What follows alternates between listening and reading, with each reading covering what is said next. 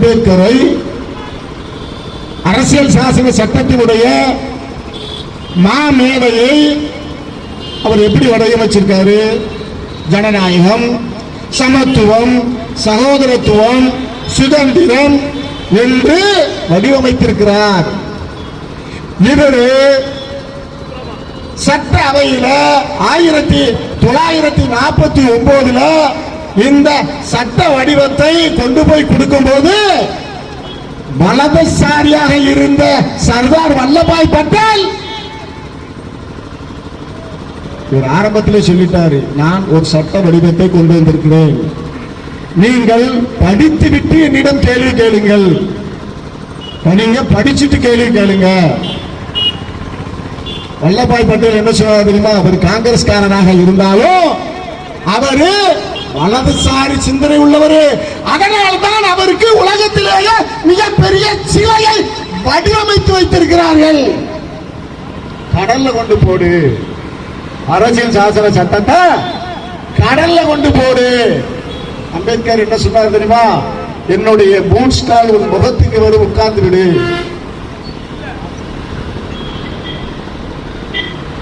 அப்போ நீங்க அன்றையிலிருந்து இன்று வரைக்கும் வலதுசாரிகள் அம்பேத்கரை எதிர்த்து கொண்டே இருந்தீங்க.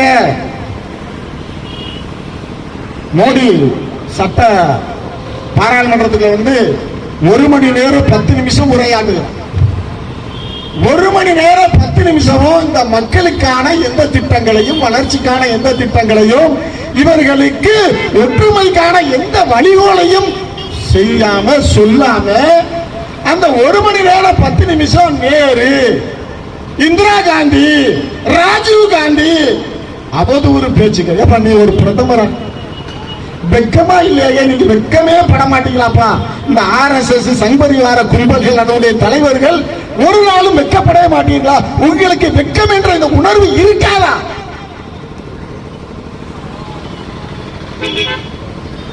இவர் பேசுகிறார்கள், காங்கிரஸ்காரர்கள் அவமதித்து விட்டார்கள். காங்கிரஸ்காரர் என்ன அவமதிச்சோம்? 1952 தோற்கடித்தார்கள். 1957 அம்பேத்கர் அவர்களை காங்கிரஸ் தோற்கடித்தது.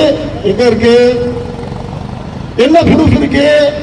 1952 அம்பேத்கர் அவர்கள் சொல்லுகிறார்கள், என்னை தோற்கடித்தது கம்யூனிஸ்ட் கட்சியினுடைய தலைவர் தாங்க, இந்து மகா சபையினுடைய தலைவர் சாவர்கர். இருக்குதா? ஆதாரம் இருக்குதா? நீ அள்ளி வீசிறிய. எத்தனை ஆண்டு காலமாக இருந்தாலும் ஆதாரங்கள் அழிக்கப்பட்டு விடுமா? அப்படி அழிக்கப்பட வேண்டும் என்றுதானே முஸ்லிம்களுடைய பெயர்கள், முஸ்லிம்களுடைய பள்ளிவாசல்கள் நீ இடித்து அதையெல்லாம் அழித்து ஒரு முஸ்லிம் பெயர்கள் கூட தெருவுக்கு கூட ஊருக்கு கூட இருக்கக்கூடாது என்று அழித்துக் கொண்டிருக்கிறிய. அப்படி நீ அம்பேத்கருடைய வரலாற்றை நீ அழிக்க முடியுமா? 1957 தோற்கடித்தார்கள். யார் தோற்கடித்தார்? அவர் தானே இந்து சட்டத்தை கொண்டு வந்தார். இந்து சிவில் சட்டத்தை கொண்டு வந்து அதை நீங்கள் ஏற்றுக்கொள்ளாமல் அவர் ராஜினாமா எல்லாம் செய்தாரு. இவ்வளவு பெரிய அயோக்கியத்தனத்தை செய்துவிட்டு காங்கிரஸ்காரர்கள் அவமதித்தார்கள். அவரு சட்டம் மனிதர் எல்லாரும் சமமாக இருக்க வேண்டும். அது என்ன சோசியல் ஜஸ்டிஸ்? இவன் சோசியல் இன்ஜினியரிங் பண்றான். எங்க ஜாதி அதிகமா இருக்கோ அந்த ஜாதியை கையில் எடுத்துக்கொண்டு அடுத்த ஜாதிகளை வீழ்த்துவது, ஜாதி அரசியல் செய்வது, ஓட்டுக்காக செய்வது, இதுல நீங்க பண்ணிக்கிட்டு இருக்கீங்க. இது எப்படி அம்பேத்கருக்கும் சமத்துவம் வேண்டும், இடஒதுக்கீடு வேண்டும் என்று சொல்லக்கூடிய அம்பேத்கருக்கும் உங்களுக்கும் எப்படி அம்பேத்கர் எங்க ஆளு நீங்க சொல்ல முடியும்? நீங்க சிலைகளை வைத்து விட்டால், நினைவு சின்னங்களை வைத்து விட்டால், மணிமண்டபங்களை நீங்கள் கட்டிவிட்டால் அவர் உங்க ஆளா ஆயிட முடியுமா? அவர் ஒரு இனத்துக்கு, ஒரு ஜாதிக்கு, ஒரு பாலினத்துக்கு அவர் எதிராக இருந்ததில்லையே. ஆனால் உங்களுடைய மனு தர்மம், உங்களுடைய சனாதன தர்மம் யாரும் சமமில்லை என்றெல்லாம் சொல்லுது. மனிதர்கள் பிறப்பால் ஏற்றத்தால் உள்ளவர்கள், மனிதர்கள் முழுக்க முழுக்க பார்ப்பானுக்கு அடிமையாக இருக்க வேண்டும், பார்ப்பனர்களுக்கு வேலையாள்களாக இருக்க வேண்டும், அது பார்ப்பன பெண்களாக இருந்தாலும் சரியே என்று சொல்லக்கூடிய உங்களுடைய சனாதன தர்மம், மனு தர்மம் எப்படி அம்பேத்கர் அவர்கள் வடிவமைத்த அரசியல் சாசன சட்டத்துக்கு ஆதரவா இருக்கும்?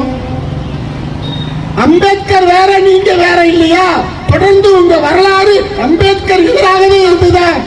இன்னும் உங்கள் மீது எங்களுக்கு நீங்க தான் அம்பேத்கரை கொண்டு விட்டீர்கள் என்று சந்தேகம் இருந்து கொண்டே இருக்கிறது. அரசியலமைப்பு சட்டம் வந்தவுடனே அரசியலமைப்பு சட்டத்தில் பாரதிய பண்பாட்டின் விழுமியங்கள் இல்ல, மரபு இல்ல, சனாதன தர்மம் இல்ல, மனு தர்மத்தினுடைய கூறுகள் இல்ல. அட மூதி, அதையெல்லாம் விட்டு ஒழிப்பதற்கு தானே அரசியல் சாசன சட்டத்தை வடிவமைத்தார். இதை கேட்க போனா இவர் சொல்லக்கூடிய ஒவ்வொரு சட்டத்துக்கும் எதிராக காங்கிரஸ் கட்சிகள், இந்திய கூட்டணி கட்சிகள் எதிராக இருக்கும் போது வேண்டும் என்று திட்டமிட்டு எப்பொழுதுமே ஒரு சட்டத்தை, மக்கள் விரோத சட்டத்தை நிறைவேற்றும் போது காங்கிரசும் இந்திய கூட்டணியும் எங்க போவாங்க? அம்பேத்கர் சிலை, காந்தி சிலை இப்படி ஆரம்பித்து பாராளுமன்றத்துடைய படிக்கட்டு வரை ஆர்ப்பாட்டம் செய்வாங்க. ஆனால் நீங்க அம்பேத்கரை இழிவுபடுத்தினதை திசை திருப்புவதற்காக ஒன்றிய ஒரே நாடு ஒரே தேர்தல் என்பதை திசை திருப்பதற்காக என்ன செய்ய திட்டமிட்டு என்ன செய்யறான்? இவங்களை உள்ள போக விடாம தள்ளி விடுறான். தள்ளி விட்டுட்டு ராகுல் காந்தி எங்களை அடிச்சாருங்க. ராகுல் காந்தி எங்க அடிச்சாரு? பாராளுமன்றத்தில் லைவாக கேமரா ஓடிக்கொண்டு இருக்குமா இல்லையா? அப்ப அடித்தார் என்றால், தள்ளிவிட்டார்கள் என்றால், காங்கிரஸ்காரர்கள் அடித்தார்கள் என்றால், அப்ப அதை நீங்க எடுத்து வெளியிட வேண்டியதானே? வெளியிடணும். அவரு யார் அடித்தார்கள் என்று சொன்னாரோ, யார் அடிப்பட்டார்களோ அவரை போய் பார்க்க போறாரு. அடித்தவர் என்னைக்காவது பார்க்க போவாரா? இன்னைக்கு வெட்ட வெளிச்சமாக மருத்துவமனைகளில் இவர்கள் செய்கிற தில்லுமுள்ளுகள் வெளிவந்திருக்கு. மண்டமுழுக்க கெட்டு போட்டிருக்கான், தள்ளி விட்டான்னு சொல்லி அங்கே லேசான சிறு சிராய்ப்பு ஒரு சின்ன ₹1 பேண்டேஜ் ஒட்டி விட்டுருக்கான். வெட்ட வெளிச்சமாயிட்டு ஒருத்தன் அம்பேத்கர், ஒருத்தன் சாரங்கி, இன்னொருத்தன் நான் வரல. இந்த 2 பேரும் இதுக்கு ஹார்ட் அட்டாக் வந்துட்டு இருக்கான். ஹார்ட் அட்டாக் வந்துட்டு சொல்லிட்டு மருத்துவமனையில போய் படுத்துக்கிறான். படுத்து கொண்டால் பேட்டி மட்டும் கொடுக்கும். ஒரு ஹார்ட் அட்டாக் பேஷண்ட் பேட்டி கொடுக்க முடியுமா? இது எங்கேயாவது நடக்குமா? அப்ப இவ்வளவு பெரிய பித்தலாட்டம் இந்த நாடு முழுக்க இந்த பிஜேபி, பாஜக கும்பல், சங்பரிவார கும்பல்கள் ஒரே நித்தமும் தினமும் வாட்ஸ்அப் செய்திகளை பார்த்தீங்கன்னா பொய் பொய் பொய் பொய் பொய், அவ்வளவு பொய் தான். எந்த உண்மையும் இந்த பொய் மூட்ட கும்பலிடத்தில் இருந்து பார்க்க முடியாது. இது கேவலமா இல்லையா? அவன் கேவலமாவே நினைக்க மாட்டாங்களா? இதை விட இன்னொன்னு என்ன தெரியுமா? சுமிர்தி ராணி ஒரு அமைச்சர் இருந்தாங்களா, அந்த அமைச்சரை ராகுல் காந்தி பை இங்கிலீஷ் கொடுத்துறாங்க. ராகுல் காந்தி பை இங்கிலீஷ் கொடுத்துறாரு. இது கூ கூ கூன்னு ஆயிருக்கு. அப்ப பாராளுமன்றத்தில் பார்க்கும்போது, கேமரா பார்க்கும்போது ராகுல் காந்தி இருக்கிற இடத்துக்கும் ஸ்மிருதி இராணி இருக்கிற இடத்துக்கு சம்பந்தம் இல்லை. இது எவ்வளவு பெரிய அயோக்கியத்தனம்! கேவலம் நினைக்க மாட்டான். அயோக்கிய பயிலுக கேவலம் என்று நினைப்பதே கிடையாது. இன்னைக்கு இந்த 2 பேரும் டிராமா பண்ணிட்டானுங்களா? அந்த 2 எம்பிக்கள், அதுல ஒரு எம்பி யாரு தெரியுமா? அதுல ஒரு எம்பி பாதிரியார் ஒருத்தர் ஒடிசால வந்து அந்த குழந்தைகளோட காரில் தீ வச்சு கொடுத்தனால அந்த பிரசாத் சந்திர சாரங்கி தான் அந்த எம்பி. ஒரு பெரிய ஒரு கொடூரமான 3 பேரை காரில் தூங்கினவங்களை தீய வைத்து கொளுத்தி சாகடித்த அந்த ராஸ்கல் எம்பி. இன்னொன்னு நாகாலாந்துல இருந்து ஒரு பொம்பளை கிளம்பிட்டார், ஒரு எம்பி. அவ ராகுல் காந்தி என் பக்கத்திலே வந்து விட்டார், எனக்கு அச்சுறுத்தலாக வந்து விட்டார், என்னை அவமானப்படுத்துற மாதிரி வந்து விட்டார், என்னை கேலி செய்யற மாதிரி வந்து விட்டார், நான் மிகவும் ரொம்ப வேதனைப்பட்டுட்டேன், அவமானப்பட்டுட்டேன். பிஜேபி சங் பரிவார கும்பல்கள் அது ஆணாக இருந்தாலும் சரி, பெண்ணாக இருந்தாலும் சரி, அவர் தொண்டர்களாக இருந்தாலும் சரி, தலைவர்களாக இருந்தாலும் சரி,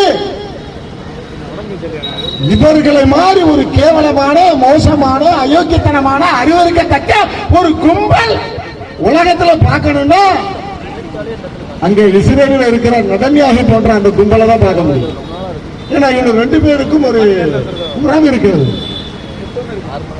அத நாடு முழுக்க பொய்ய பரப்புவான், உலகம் முழுக்க இவன் நாடு முழுக்க பொய்ய பரப்புவான். இல்ல இவனுடைய கோடி மீடியான்னு சொல்லுவோம்ல, இதை வைத்து முழுக்க முழுக்க எதிராக, மக்களுக்கு விரோதமாக வெறுப்ப சொல்றீங்க. ராகுல் காந்தி பயணம் போறாரு, ராகுல் காந்தி பயணம் போறாரு, பப்பு பப்புன்னு பிஜேபி காரன் சொல்றான். யாருக்கும் கோபம் வருமா இல்லையா? அழகா பிளையிங் கிஸ் கொடுத்துட்டு போய்கிட்டே இருக்காரு, சிரிச்சுக்கிட்டே போய்கிட்டு இருக்காரு. நீ வெறுப்ப விதைக்கிற, அவரு அன்பை விதைக்கிறாரு. அன்பான மக்களே, உங்களுக்கு வெறுப்பு வேண்டுமா, அன்பு வேண்டுமா? உங்களுக்கு இந்த நாட்டை சுரண்டக்கூடிய கொள்ளைக்கார கும்பல், மதவெறி கும்பல் வேண்டுமா? உங்களை நேசிக்கக்கூடிய ஆட்சியாளர் வேண்டுமா? அதை முடிவு பண்ணக்கூடிய நேரம் நெருக்கிக் கொண்டே இருக்கிறது. அம்பேத்கரை தொட்டுவிட்டார்கள். இதுவரை அவன் எவ்வளவு பெருசாக ஆகும் என்று அவன் நினைத்தே பார்த்திருக்க மாட்டான். நாடு முழுக்க கொந்தளிப்பு இருக்குன்னு நினைத்தே பார்த்திருக்க மாட்டான். இன்னைக்கு நாடு முழுக்க கொந்தளிப்பு நடந்து கொண்டிருக்கிறது. இதான் இடஒதுக்கீடு, அம்பேத்கர் கொண்டு வந்த இடஒதுக்கீடு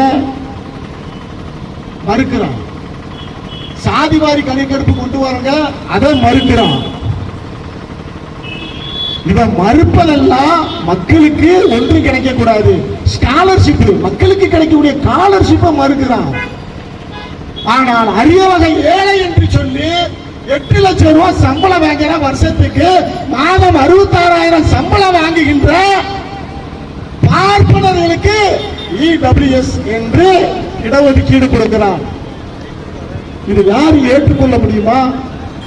இதையே மக்கள் பார்த்து பொறுத்து கொண்டிருக்கிறார்கள் தெரியலையே. அவ்வளவு ஒரு அயோக்கியத்தனத்தை இந்த அரசியல் சாசன சட்டம் சொல்லாதத அவன் நடைமுறைப்படுத்திக் கொண்டிருக்கிறான். மக்களே, நாம் விழித்துக் கொள்ள வேண்டும். இந்த மதவெறி கும்பல், இந்த ஜாதி வெறி கும்பல், இந்த கொள்ளையடிக்கக்கூடிய இந்த கும்பலிடமிருந்து இந்த நாட்டை காப்பாற்ற வேண்டும். இதுபோன்று இந்த பிஜேபி கும்பல்கள் அசிங்கமாக, கேவலமாக நடந்து கொள்வதை நிறுத்த வேண்டும். நாட்டு மக்களிடம் அமித்ஷா மன்னிப்பு கேட்க வேண்டும். அமித்ஷா தானாக பதவி விலக வேண்டும், அல்லது மோடி அமித்ஷாவை நீக்க வேண்டும் என்று கூறி நிறைவு செய்கிறேன். நன்றி.